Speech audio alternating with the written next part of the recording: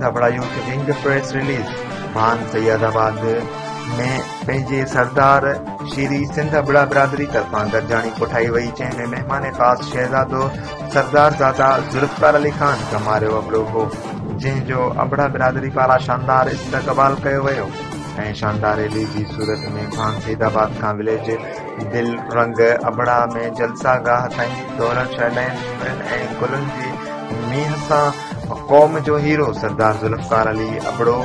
जलसा गाह पहुता। बाद में अबड़ा बिरादरी लाइ अज़ीम क़ुर्बानी ॾींदड़ अज़ीम लीडरनि ऐं शहीदनि खे ख़िराज तहसीन पेश कयो वियो ऐं बहितरीन लफ़्ज़नि सां संदन जी कोशिशनि ऐं काविशनि ते संदन खे भेटा पेश कई वई। संदन जे रूह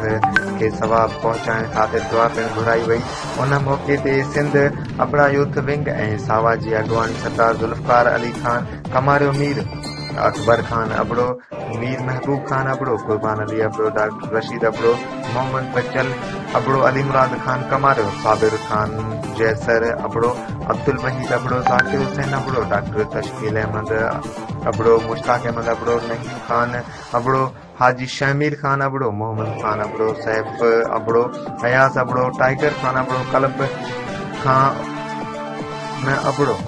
गुलजार खान अबड़ो, यासीन अबड़ो ऐं ॿियनि कई। उन दौरान अबड़ा बिरादरी जे सरदार ज़ुल्फ़कार अली अबड़ो पंहिंजी बिरादरी जे आयल जलसे गाह में समूरनि महिमाननि खे हिदायतूं ॾींदे चयो त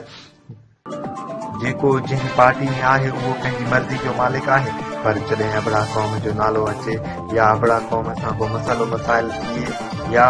को अबड़ा बिरादरी जो गठ थिए त सभु लबैक चई हिकु थी वञो। ऐं उन दौरान नौजवाननि खे हिदायत ॾींदे चयो त अॼु